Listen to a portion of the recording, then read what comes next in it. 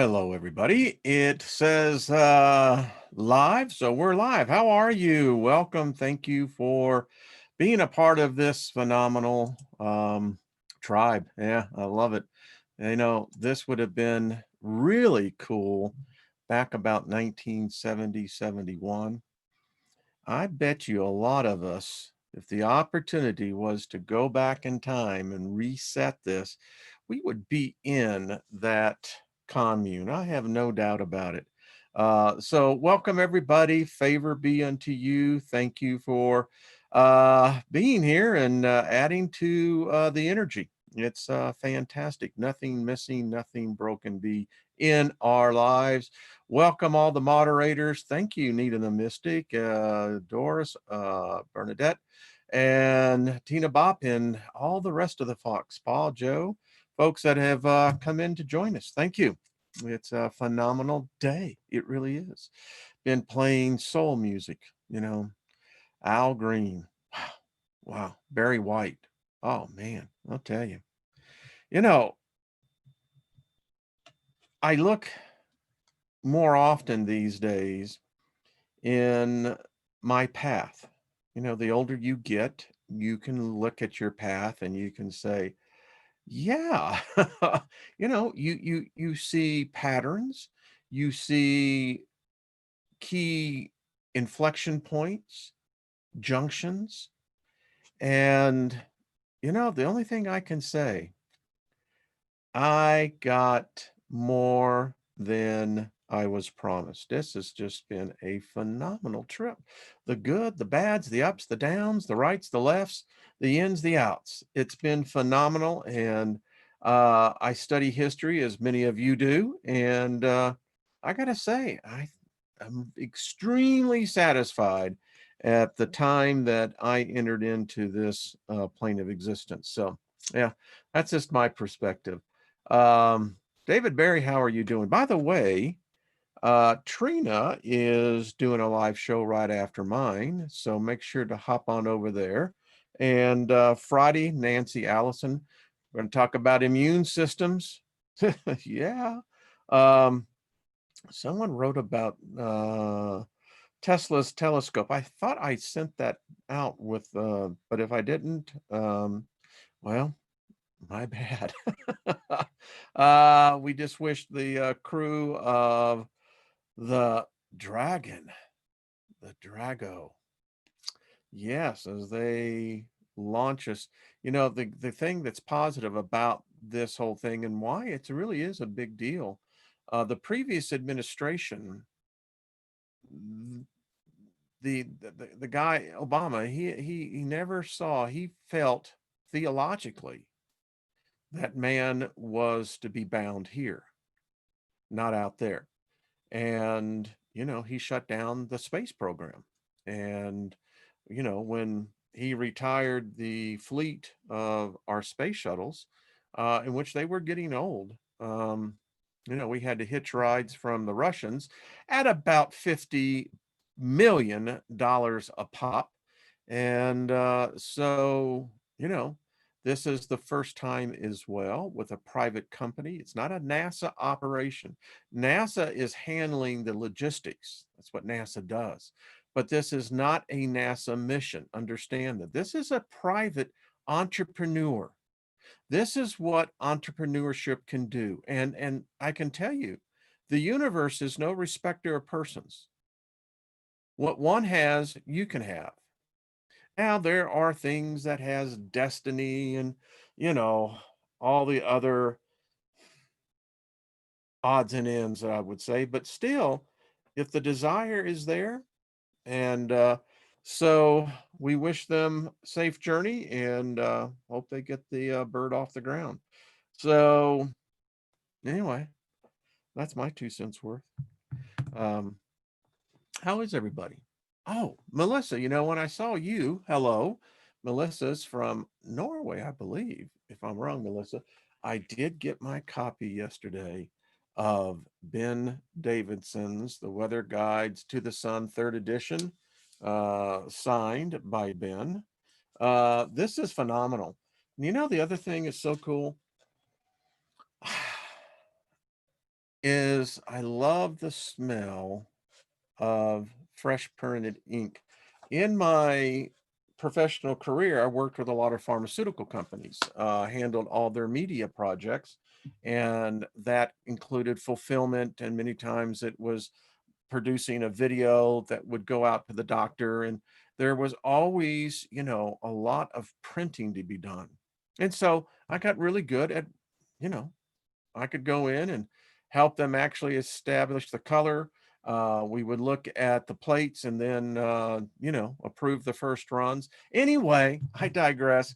This has got a great smell to it. Thanks, Ben. I mean, this is a phenomenal book. I got the first one. I didn't get the second one, but wow, it's a textbook at several universities this coming fall. So anyway, um, you need to buy yourself a library. That's what my wife says too. But anyway, yeah, so it's just kind of cool. Um, Hope everyone has your libation, whether it be hot, cold. And we're off. Love this topic. I really do. Um, I see things a little from my perspective as you see it from yours. I read someone's comment that they had had um, apparently a bad encounter with some magic that they were, um, creating. Well, that can happen. I mean, I don't know anyone human that was ever a master at riding a bicycle first time they got on one. And chances are you fell and busted your knee. In my case, where you had to get stitches in both of your knees. So just because you fall off the bike doesn't mean you have to push the bike the rest of your life. Get back on it and master it. By the way, um, who, what was I thinking today? In fact, I actually did extra time on this. So, what shape and, if you like, what color? Let's see if anyone is still practicing. This is how we do it, folks. So, um, when we talk about magic, for me, it's not hard to hear because what mind, I can hear and I can interpret into my own vernacular, my own understanding. And let's see, no, no, no, no. Let's see. Well, I have to give Mel half credit. Lost in Space, because it was actually the Green Star. So anyway, start trying to do it yourself and see what happens on that end. Um, so when I hear the word magic, to me, my mind sees that as the word faith. They're of the same substance. What is magic? Is magic not in essence being able to control the elements? Isn't that what that is? And what is faith? Is it not the ability to control the elements? I know what faith is. I have an advantage on many of you here. I've got nearly 40 years of that training in my consciousness. It's ingrained in me.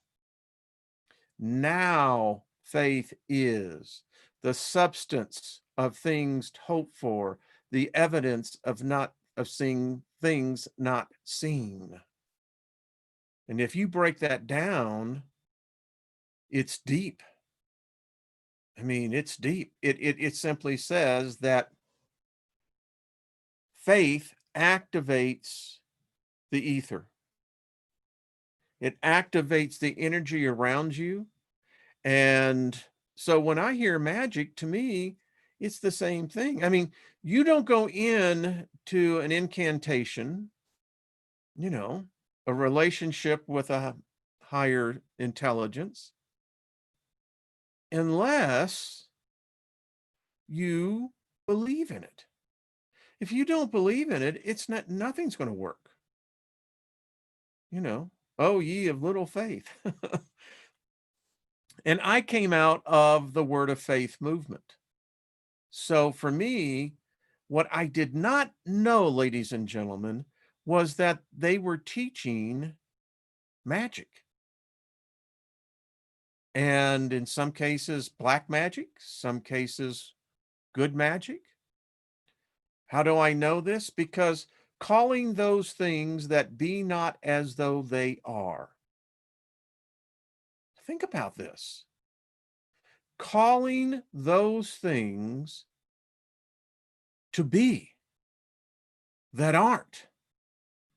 That's calling out of, as Tesla discovered, as the masters of the Far East know, literally taking matter and substance that's all around you and mastering it into a manifestation that you have called to come to pass. Every word I speak returns to me, prospering in the thing for which I've sent it. It does not return unto me void. Those are the words of a master wizard. And you know where all that comes from? The Bible. Yeah. Amazing when you just take a step to the side and look at something. And so when I read, whether it's the ancient Hebraic Kabbalist magic, which is most of the magic that's out there, the Agrippa, Cornelius Agrippa, John Doe, I was going to say John Doe. Yeah. And the others who wrote the Golden Dawn, the magic that came out of the Renaissance is the problem I have with it. And we're going to study from it because there's very little alternative. Unfortunately, there is new magic being produced today that I think will aid future generations. But for the most part, you have to deal with this Hebraic magic. I don't like it, but as much as I dislike it, I've witnessed that it works. So it tells me that if it works in this case, then it will work in other cases. You just have to be familiar with the terrain in order to start figuring out which path you're going to start taking differently. And so a lot that I see is not that difficult. And, you know, if there is a ritual involved, okay, I can dig that. I mean, if I'm going to come into your house, I'm not going to tell you how to rearrange your furniture. No, that would be disrespectful. That would be crass and crude.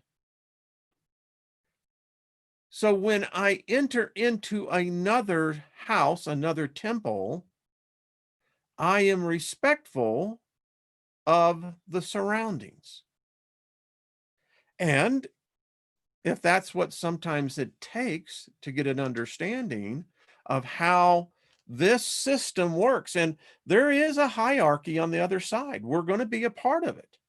Vast majority of the souls that pass, they don't come back. Now, you can believe in reincarnation, etc., but I contend the vast majority do not. They pass on to something else.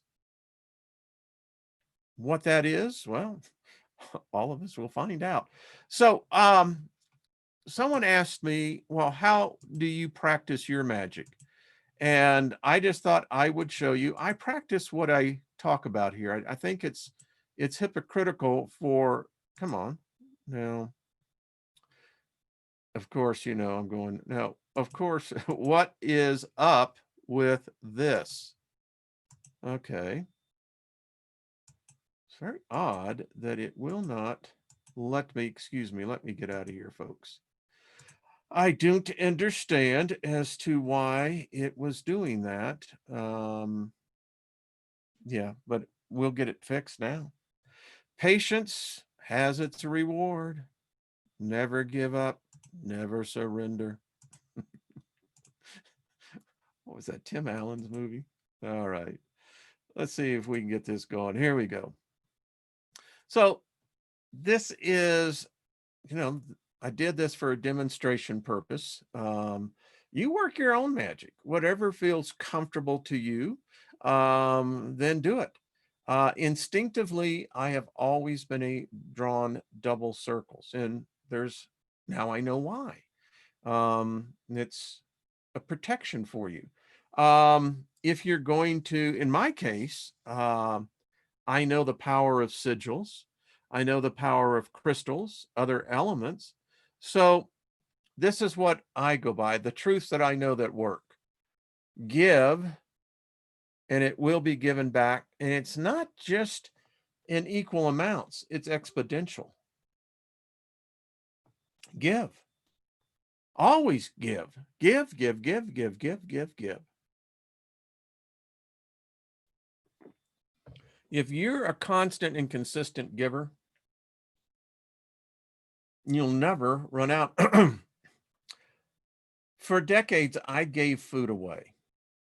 When I would visit other cities, um, I would give food to the people out on the street. I got food all the time now, all the time. It happens. I did the same thing with buying people suits. I got closets full of suits. Sow prosperity into other people's lives. If you're sowing increase, you'll never, never be without. There's a universal principle: seed time, harvest time.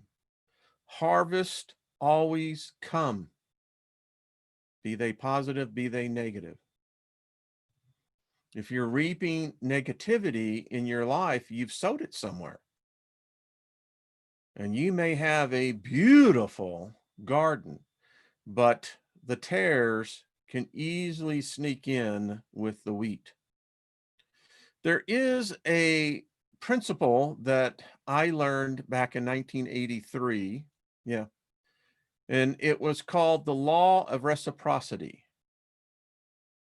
We're going to get into this a little bit. If you can learn this law, make it a principle in your core being, it's powerful. The other thing I've learned is you have to be consistent. Now, if you're consistent being inconsistent, go back to number 3. The other thing is, it's odd. A lot of people wish, very few have faith. Because when you wish, you have no faith in that. There's nothing that you are attempting to manifest. And what I have found in many people's lives, they're not expectant. You know, it's an interesting thing that when couples reproduce, it's amazing how in our terminology, our vocabulary, we use the word for the mother, she's expecting. They're expecting parents. Well, you can already see how this is beginning to take on a life of its own, because they are expecting. They're expecting the birth of a child, not a tomato, not an armadillo, but a human being. Faith has no equal. Faith will absolutely obliterate fear. It'll obliterate lack, sickness, depression. The problem is that faith is non-discriminatory. What people call fear is not fear, it's perverted faith. That's all fear is. Fear is the belief of the negative, the hurt, the pain, the bad that will come to you. I'm afraid to make a decision. People use it all the time. Why? Well, because we live in a fear-based reality. But that is actually just perverted faith. Because faith says that what I believe comes to pass. No weapon formed against me can prosper. That which I give is given back to me. The measure you meet. I learned this again decades ago, always to deploy the ask principle. Ask, seek, and knock. Then as soon as you see how that goes, then you can go. No one becomes a master at the beginning, and always remember you are in control. Now, the definition of reciprocity is really interesting. This one, by the way, is a completely different than what you typically would use it as a virtue or a character mark. But I found this one. It says, a statement in photography. A constant density, get these words, is obtained on a photographic material if the product of the intensity of light and the time for which it acts is a constant. Chew on that one a while. Woo! I'm telling you. Is that the quality or state of being reciprocal? Mutual dependence, action, or influence. If you're mutually dependent on one another, you're always going to have peace. A mutual exchange of privileges. This is how secret societies, covens, etc., come about. Because it is as you become part of the inner sanctum, say, so to speak, you now have certain privileges. Specifically, a recognition by one or two countries or institutions of the validity of licenses or privileges granted by each other. Now, this is important when you approach spirits. And don't get all negative on this. Listen, if you pray, you've been praying to a spirit. If you believe in angels, you've been in the relationship with angels. So this is how the relation should start. There's privileges, recognition, mutual beneficial relationship. Those are the best. This I drew out so you can see. I believe in sigils. We talk a lot on this. And I use the crystals that I have. And I just kind of, this is kind of a meditative state for me as I'm building the circle. And it can take a day or two for me to actually build one of these to get them complete. But the key point here is the spirits are everywhere. And they'll manifest in the most interesting places, to say the least. And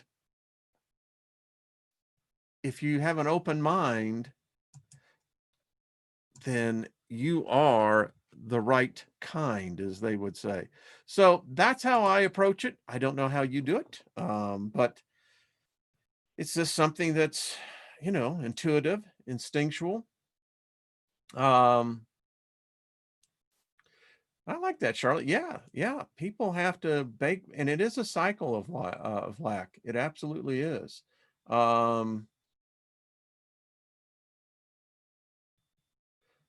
Just reading some of the comments. There you go. Keep your eyes on the road, Steiger. So I have some, as we continue to explore where we're going on this, I have a pretty interesting little jewel I call these golden nuggets. This is a dictionary of the forgotten ones. So check this out. Rumor has it that the forgotten ones, the faceless ones, a la the Titans, breached human consciousness in the 20th century. Various reasons could be given for this, which would include the splitting of the atom. I did a video on this about a year and a half ago where I put out the hypothesis that when we exploded the first A bomb in the atmosphere, we literally split the fabric of time space. And what we did under the ground has had serious ramification for those inhabitants that are in the inner earth. So, the development of nuclear science, our own evolutionary development, or even the peculiarities of a double ionic current, that's Horus and Mott, that some practitioners of magic might consider in operation. There is the belief out there, folks, that we have opened the portal. They're here, that it's not going to happen. It has been happening. The primal forces, variously named the Forgotten Ones, the Elder Gods, the Great Old Ones, or the Ancient Ones, these are immortal. Once got defined by the artist magician Alan Holub, as he wrote, the raw, unnamed energies existing since the icy cold of the fabric of space emerged from nothing. They predate the coming of space itself and of time from the ethers. Notice ethers, not singular, plural. Although it can be said that they represent the process of formation itself. That's the Yazira. It's creating. There is a place in consciousness where the only thing that exists is the formation of consciousness. It is a state of consciousness where it is nothing but formation. Chew on that one a while. Again, outside the circles of time. K. Grant. In an unpublished document entitled The Keys of Aton, a speaker notes the following: mark well what I have said, for comes a day when dark things held in harness are revealed by man's own curiosity, and blood is multiplied with new and deadly fears. The faithless ones, unlocked, are not put out with weaponry or words that of a time created access. Yet we thread a door beneath the nightmare of the spinner's line. The names of the ancient ones and the elder gods, the primal forces, have come from a variety of sources, notably from the Chaldean, Sumerian, and Assyrian, African, and Egyptian, and from the realms of dreams and visions and imagination. In the 20th century, the fantasy writer H.P. Lovecraft provided material that evidently got researched by the Order of the Seven Rays of Haiti. Other writers have included Robert E. Howard, Clark Ashton Smith, August Derleth, and Robert Bloch. This document makes the attempt to list some of the names and concepts associated with these most ancient primal forces, albeit that this seems only the tip of a cosmic iceberg reaching through infinities. No differentiation gets made between elder gods and the ancient ones, or the great old ones. No bias towards better or worse. Perhaps these forces should ultimately get seen as beyond human comprehension because we have limits and they do not. This dictionary also includes some created demonic forms associated with these forgotten ones, as well as terms that should provide insight into the realms of chaos. And that's what it is. You know, what the goal here is to get everyone familiar enough of how you begin to approach these deities. And I contend, folks, these are older than your Old Testament. These are older than, as they pointed out, what we would call modern constructs: Christianity, Islam, Judaism, Hinduism, Buddhism, Taoism, all the isms. All the isms are Johnny come lately.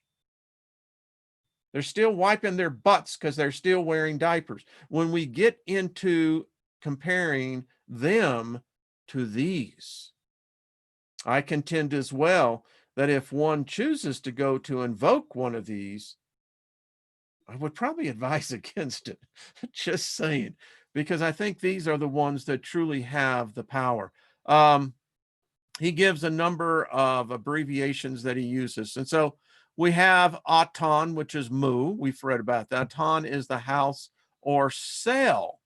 And look how the cell, it's actually capital ECELL, of the primal Om, or the essence of the Hebrew, the Off of Om, the gestalt of all life on this sphere could get defined as the house of Om.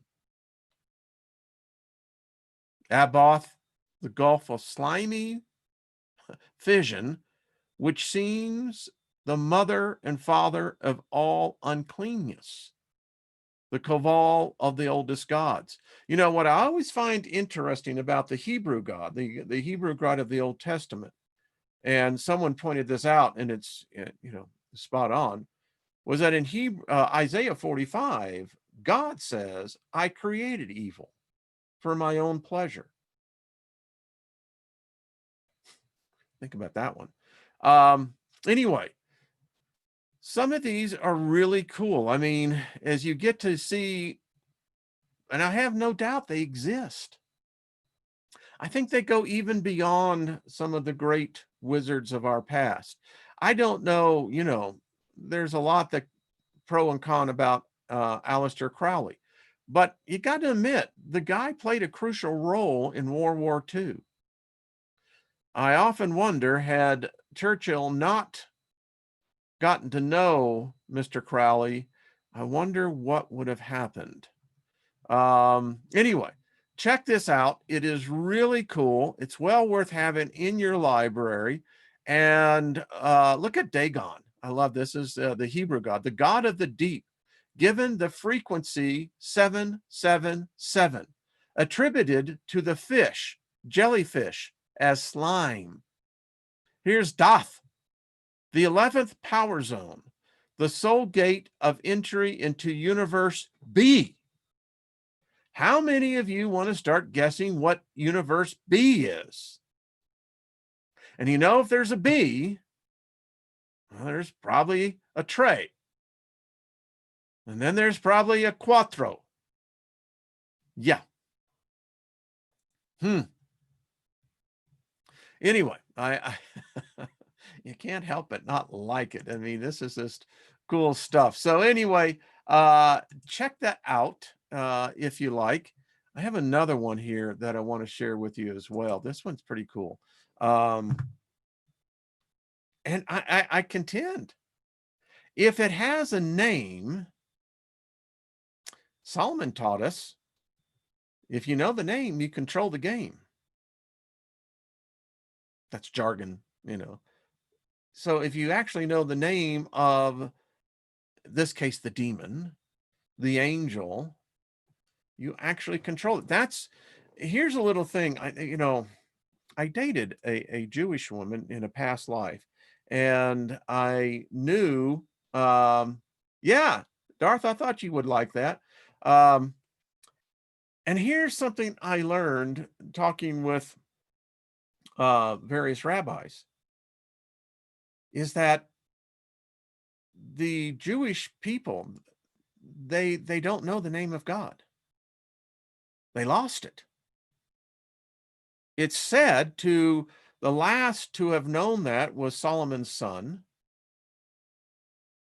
And when Nebuchadnezzar came in and sacked them, and by the way, what most people, here's another thing, between what you see in one doctrine and what another one who experienced it actually said it was. Nebuchadnezzar, when he came in, number one, he showed that the power of Yahweh had left the planet. It was gone. You couldn't have entered into that temple when Solomon was sitting in power. But Nebuchadnezzar came in and took all the gold and took all the smart people.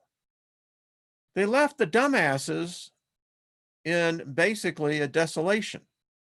They took all the smart ones. And it was during this transition period that, they saw the marvels of Babylon. They saw the Tower of Babel, the things that, had been rumored. But the point is, they lost the name of God. That's why, you look at it, it's spelled capital G space small d. And they'll know the name. We have, the 72 names that we're told, El Shaddai. I can go and just talk about many other of them. Jehovah Jireh, Jehovah Nisi. I could continue to go on that. But so when King Atraxus, said, you can go back home now, they went, well, what do we do now, guys? Who is this one that we're supposed to be calling? Anyway, I digress. So, this is fun. I got so much more to share. So here's one I wanted to pull up for you as well. This is the Invocation of Infinite Powers. This is a really interesting how this is another one of these how do it's. Don't reject knowledge because it bruises your consciousness. Embrace it. Because if it's bruising your consciousness, your cognitive awareness, it means you should be learning this. Now, whether you take anything from it or not, that's not the point. You have the knowledge. All right. It goes, by the righteous powers and holy authorities of my own, I am consciousness. I, R. Wayne Steiger. It could be Brenda Smith, a daughter of a Curie, servant of the Supreme Lord of all high lords, El, Aku, Aliyah, Ashur, High, he that is called by the name of the Most High. We don't know what this name is, but we're circling it. Call forth and summon all the energies, forces, powers, authorities, frequencies, and momentums of all the elements of the acacia, air, fire, water, and earth in all creation, from all the holy realms of all the heavens, above all the earths, from all the realms of all the earths, and from all the depths beneath all the earths, and all 8 divine winds thereof, here and now come forth into my presence and do my bidding. By the righteous power and holy authorities of my own, I am conscience. I summon Archangel Raphael, ruler of the first quarter of air, master of the east wind, Adoples, whose servant is the west Aurora, sometimes pronounced Uorus, under my ever faithful Bahali, servant of the most high Lord God of all creation, and the first I am. I mean, I won't continue because I've already, in a sense, started forming this opening. And you can go on to this. If you want this document, be more than happy to share it with you. Here's another one. All the earths and all the deaths between all the earth, binding all the authorities of Ben Nez, guard of the main gates of the east wind, binding all the authorities of the Purel, guard of the main gates of the west wind. You can see this is how this goes. And again, you can actually print this out. Kind of gives you these, call them angels, you can call them higher intelligence. I would say probably of the class of immortals. I don't know if they're the higher class, but they are of the upper class. Another good one just to have, knowing the names, having it next to you. And, like I said, you can invoke these angels. Caution would be advised, but you can. Here is another one that is pretty cool. Manifesting with angels, how to call on angels to manifest amazing things in your life. Below the steps are manifestation. I want to say something on this. I used to pray to a God I had no idea about. I had a mental image framed, some white dude, that's sitting on some throne in a sea of crystal that has, the angels around him, all the time singing praises, etc. But when I learned this, I guess it was in the mid 80s again, that these angels are actually ministers for my benefit, for my well-being. Now, that's a different thing when you start, because that means I have control over them. That means they have to obey me. They do. And when you go in to start to know what you're dealing with, it gives you a better idea. Now, these are, of course, of the Ariel, EL. Anytime you see an archangel with EL, that signifies that they have the name of the Most High God in them. But again, there's, I think, a lot of confusion. So, when you're praying to the Christian God or the Islamic God or the Hebrew God or the Hindu gods, does it only mean it works for them? What if I reject the Hebrew God, the Christian God, the Islamic God, the Hindu gods? What if I say that I am a sovereign being, I am of a divine consciousness? I acknowledge them. I'm not going to be rude. I'm not going to be disrespectful. There's no need for that. Do they exist? Absolutely, they do. Whether they actually have physical form is not what's important. Because when you start getting a group of spirits that coalesce with one another in a centralized belief, that deity, that impression will in fact manifest. I have been in meetings, we called them camp meetings, where the Shekinah glory of the living God came down in that tent revival. And it was a literal cloud, and as it descended upon the whole congregation, all that had gathered there, not a man, woman, child could rise up. All were forced, literally prostrate. There was the sound of voices. What I heard was a huge roar in my ear.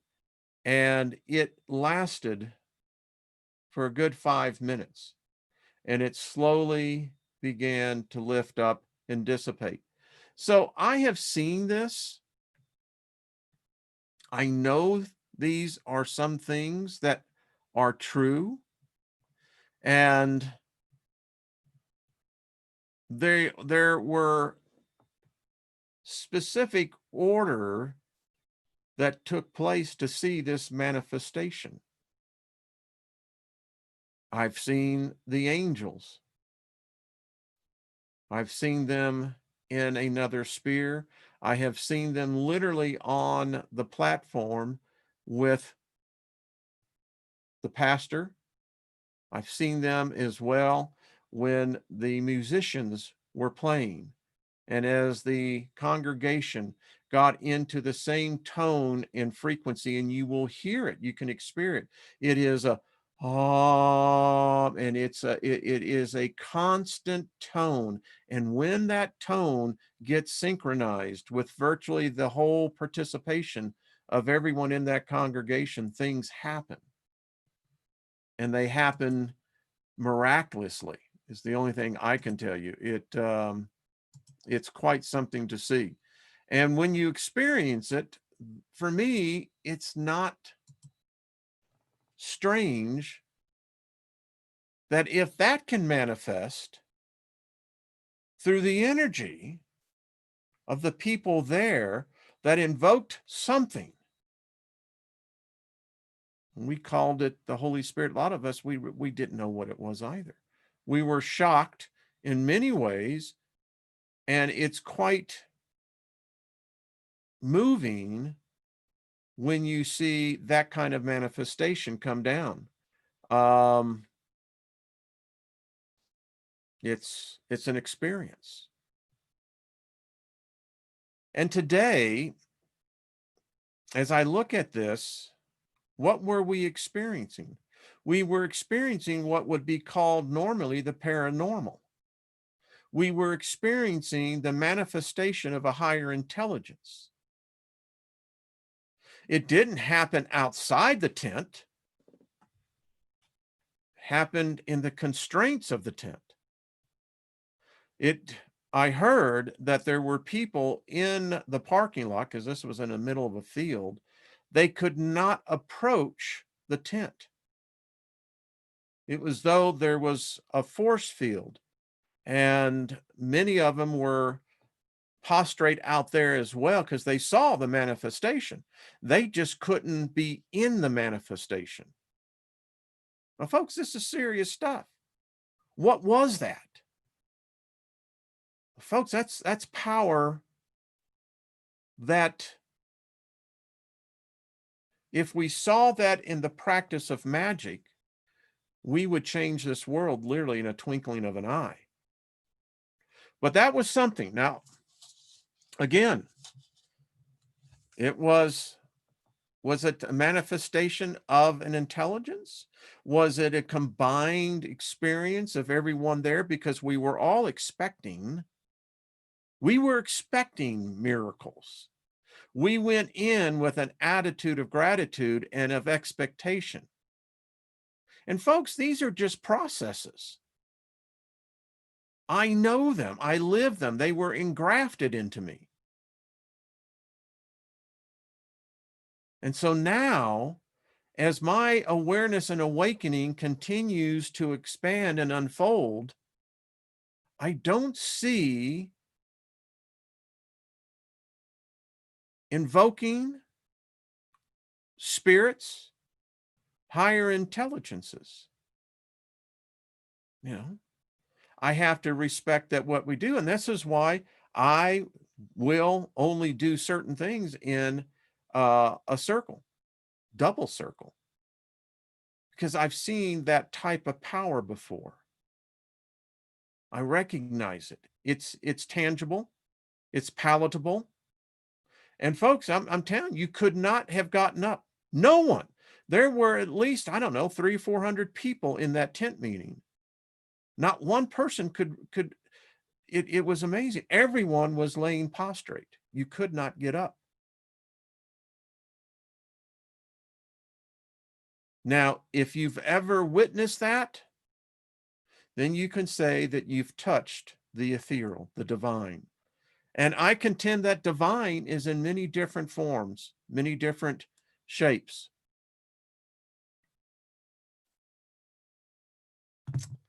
So, and that is why when you look at, let me get into this, you know, thank you, David, for talking about Trina's sigil. I couldn't see it that well on the camera, but this is why when I taught on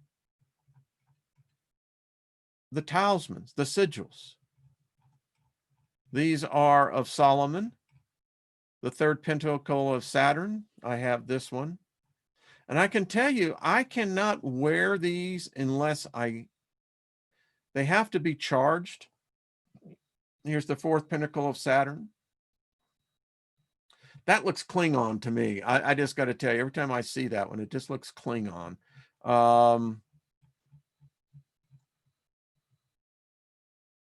Powerful. They all have meaning.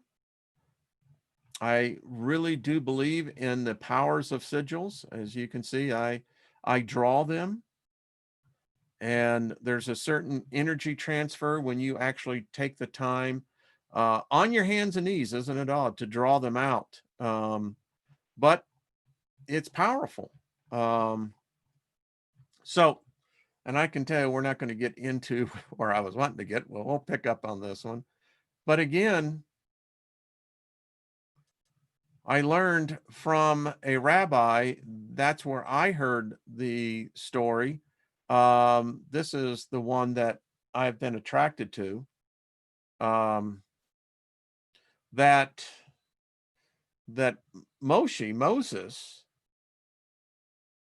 he left with knowledge and literally opened a portal. Literally. Someone said, stop saying literally. No, it was literal. But anyway, I did a whole video on this and I won't do it again, but you can see why this is so important. Let's just get right in here. We got about 9 minutes. And so let me bring this up here. So there's a preparation for all this. In this case, the author says, in all forms of ritual magic, rituals are routine, by the way, it is customary for the participants to wear robes. I have mine. In the beginning, a simple white robe, like a monk's habit in style, will suffice. This guy said, my first robe was made from a white bed sheet. It brought a certain look in my mind. Oh, wait a minute.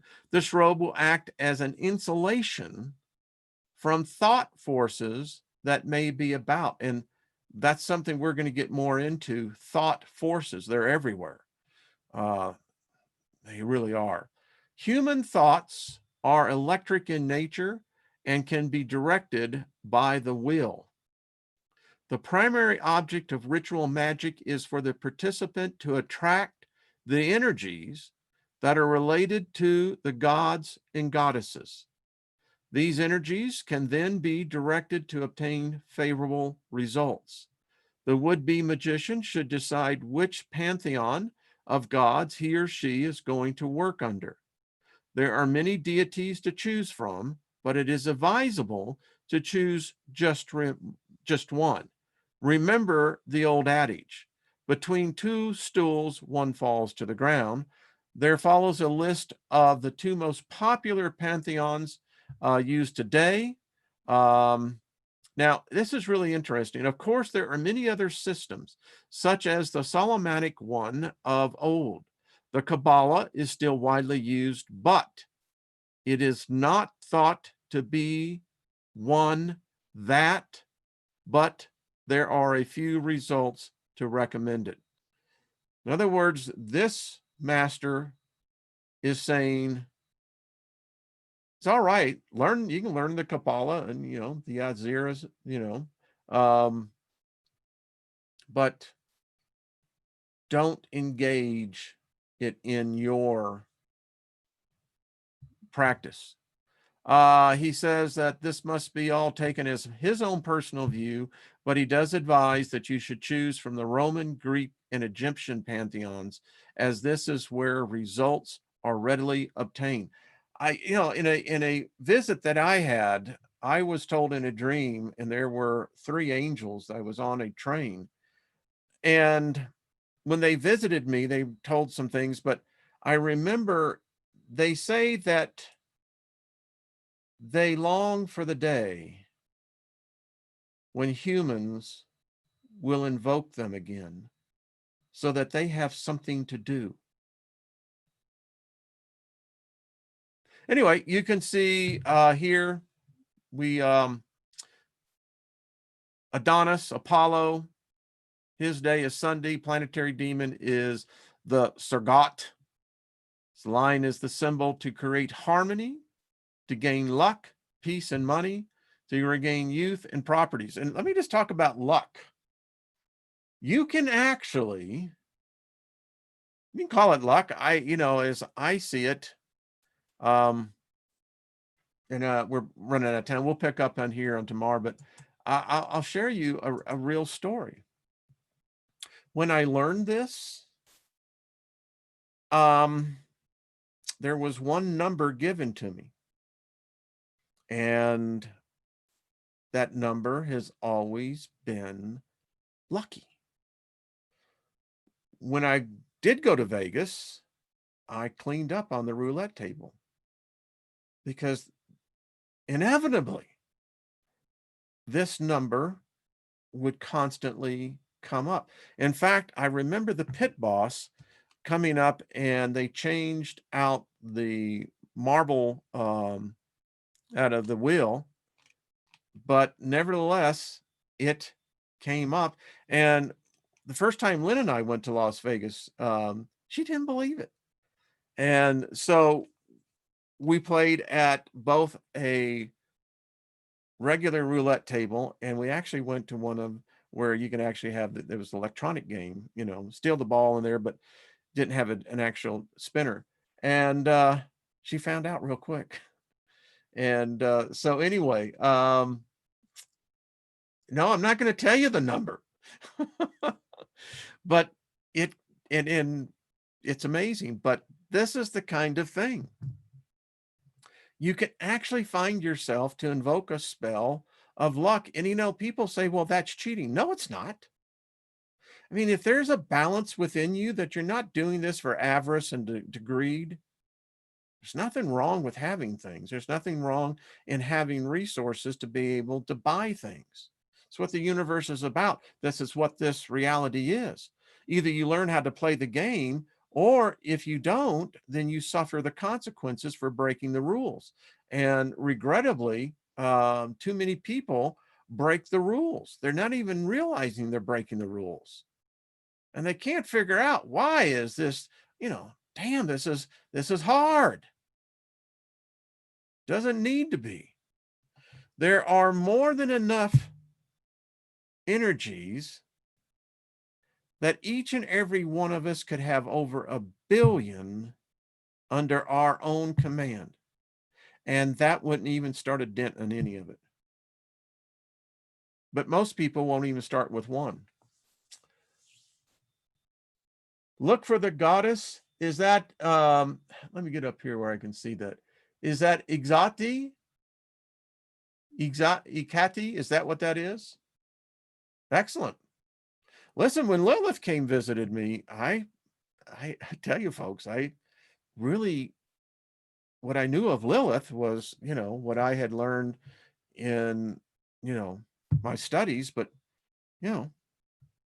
I can tell you that deity is real. That energy is real. Now, whether she's a manifestation or not, I don't think it really matters. But that's a type of power that, and the thing I'll just let you know, I've never asked from her anything. I just simply told her I would tell her story. And she kissed me twice. Took all the heat out of my body. I mean, I've never felt cold like that before. It was a cold that beyond bone cold. But I told her, I said, fine, I'll do it. I don't have a problem. Liber Lilith is a intense book, as y'all know. All right. Well, thank you, everyone. Listen, this is serious. You're going to pass over anyway. What do you think you're going to be among? Either you're going to be amongst many, many life forms, or you're going to be by yourself. Think about it. This is the time now to begin to get your posse ready for when you cross over. You just pick right up. You know what I'm saying? That's what I'm talking about. Getting the gang ready for the other side. They're over there. I have those that I have been privileged in my life to cross their life energy. I know of a couple of them that are over there. They speak to me. And, you know, when I finally begin to realize logically, wait a minute, Steiger. So, all right, you're going to eventually pass, die. It's not death, it's not a dying, but there's going to be a transmutation take place. All my memories of all those souls. What, do you think we're just going to be isolated, that we're going to have to wear masks and be 6 feet apart? No, man, ain't that a way? And why people are so hesitant over here to engage in the spirits here. It doesn't make sense. All right, I've really gone over my time. Thank y'all. I hope it was fun. I didn't get as far as I really wanted to get into the book, but got to lay the foundation, but it was fun. Thank you all.